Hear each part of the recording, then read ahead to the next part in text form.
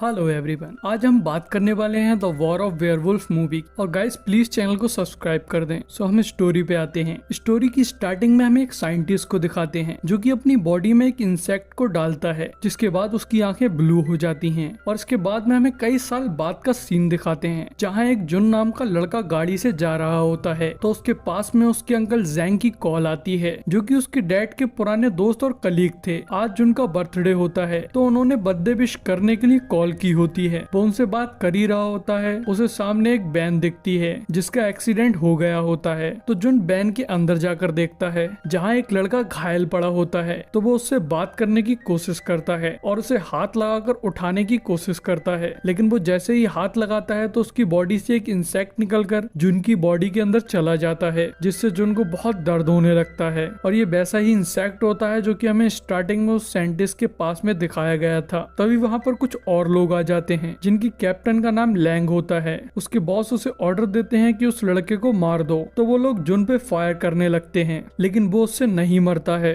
और उसे और भी ज्यादा गुस्सा आने लगता है, जिसके बाद वो एकदम से एक वेयरवुल्फ में बदल जाता है और उन लोगों को मारकर वहाँ से भाग जाता है। हालांकि लैंग बच जाती है और लैंग का बॉस जाओ बहुत हैरान होता है क्योंकि अभी तक इंसेक्ट का इतना परफेक्टली मैच किसी के साथ नहीं हुआ था। तभी हमें जुन को दिखाते हैं और उसकी हालत बहुत खराब होती है। जैसे तैसे करके वो सो जाता है और अगले दिन सुबह को जब वो उठता है तो उसके सारे सेंसेस बहुत तेज हो गए होते हैं। वो छोटी से छोटी और बहुत दूर की आवाज को सुन पा रहा होता है और उसकी सूंघने की शक्ति भी बढ़ गई होती है। तभी वो अपने काम पे जाता है जहाँ उसका बॉस उसे बुली कर रहा होता है। तो वो गुस्से में आकर एक कैन को फेंकता है जो कि दीवार में जाकर गड़ जाती है और तभी वो वहाँ से चला जाता है। तभी रात में जो एक रास्ते से जा रहा होता है तो वो देखता है एक बच्ची की जान खतरे में होती है। तो वो उसे अपनी सुपर स्पीड से जाकर बचा लेता है और उस बच्ची को देखकर उसे अपनी एक दोस्त की याद आ जाती है जिससे वो काफी टाइम से नहीं मिला होता है, जो कि एक बॉक्सर होती है। तो वो उससे मिलने बॉक्सिंग जिम में जाता है और उसका नाम लिन होता है। जब वो बॉक्सिंग जिम में पहुंचता है तो वो एक फाइट कर रही होती है जिसे लिन जीत जाती है,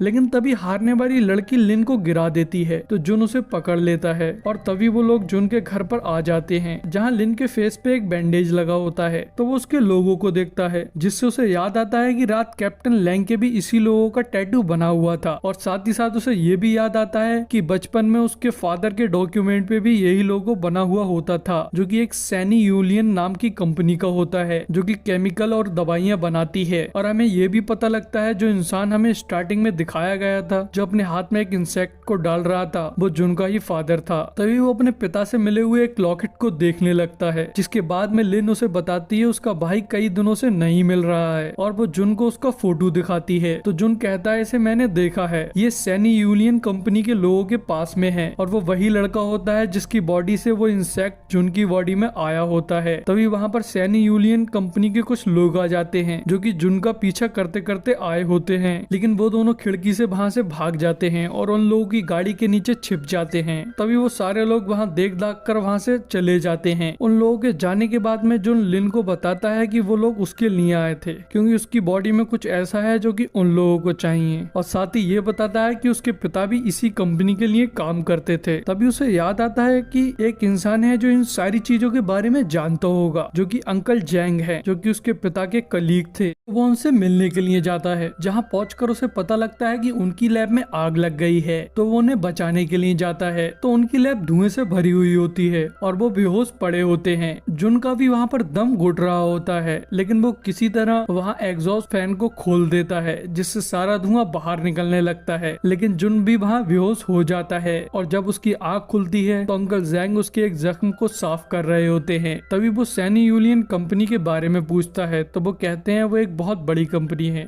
मैं बस इतना ही जानता हूँ। और उससे पूछते हैं तुमने इस बारे में क्यों पूछा, तो वो कहता है बस ऐसे ही पूछ रहा था। और तभी वो वहाँ से चला आता है।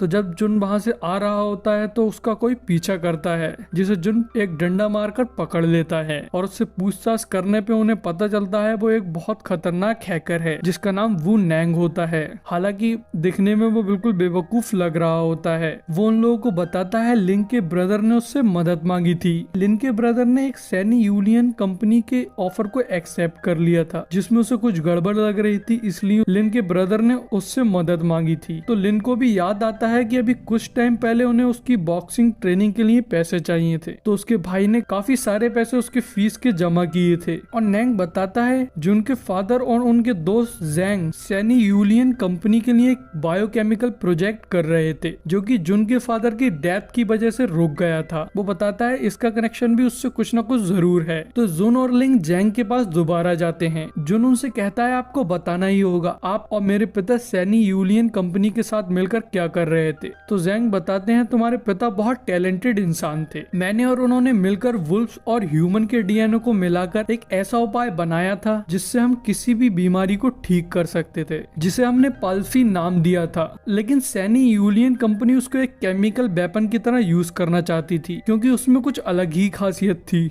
और उसी टाइम पर तुम्हारी मॉम की डेथ हो गई, तो तुम्हारे पिता ने उस प्रोजेक्ट को आगे बढ़ाने के लिए मना कर दिया। पर सैनी यूनियन फिर भी उस काम को आगे बढ़ाना चाहते थे, तो इसलिए तुम्हारे पिता ने पूरी लैब में आग लगा दी। लेकिन किसी तरह लैब का डोर बंद हो गया और वो उससे बाहर नहीं आ पाए और वहीं जलकर मर गए। कैप्टन लैंग और उसके बॉस जाओ आ जाते हैं, जो कि आते ही जैंग को शूट कर देते हैं। तो जुन को बहुत गुस्सा आने लगता है और वो वेयरवुल्फ में बदल जाता है और उन लोगों पे हमला करने लगता है। तो वो लोग लिन को निशाना बनाते हैं, लेकिन जुन उसे बचा लेता है। तो वो दोनों खिड़की से भागने की कोशिश करते हैं, लेकिन सिर्फ जुन ही वहां से भाग पाता है। लिन को वो लोग पकड़ लेते हैं। हालांकि जुन उसी टाइम बचाने के लिए उसे वापस आ रहा होता है, लेकिन नीचे नैंग आ गया होता है, जो कि उसे समझा बुझाकर वहां से ले जाता है। जहां जाकर जुन अपने फादर के लॉकेट को देखने लगता है, तो उसे पता लगता है कि वो एक चाबी है। तो वो नैंग से कहकर पता लगवाता है कि ये चाबी किस जगह की है। तभी वो लोग उस जगह जाते हैं, जहां जाकर जुन को अपने पिता का एक लॉकर मिलता है और उसके अंदर एक केस होता है और वो चाबी उसी केस की होती है, जिसके अंदर एक टेप रिकॉर्डर होता है, जिसकी रिकॉर्डिंग में उसके फादर कह रहे होते हैं अगर तुम इस रिकॉर्डिंग को सुन रहे हो इसका मतलब मैं मर चुका हूँ। बेटा मैंने एक बहुत बड़ी गलती कर दी तुम्हारी माँ को बचाने के लिए। मैंने अपने डीएनए और वुल्फ के डीएनए को मिलाकर एक ऐसी चीज बनाई जिससे सारी बीमारियां ठीक हो सकती थी, लेकिन उसके कुछ साइड इफेक्ट थे। मैं उससे एक वुल्फ में मैं ज्यादा गुस्सा आने पर उससे एक वुल्फ में बदल जाता था, जिसे ठीक करने के लिए मैं उस पर काम करने लगा। लेकिन तुम्हारी माँ की बीमारी ने उसे इतना टाइम नहीं दिया और वो मर गई। तो मैंने उस प्रोजेक्ट को वहीं रोक दिया। पर कंपनी उसको आगे बढ़ाना चाहती है और उसको एक वेपन की तरह यूज करना चाहती है, और मैं नहीं चाहता हूँ कि मेरी वजह से लोगों की जान जाए, इसलिए मैं उसे तबाह करने के लिए जा रहा हूँ। और यही रिकॉर्डिंग खत्म हो जाती है।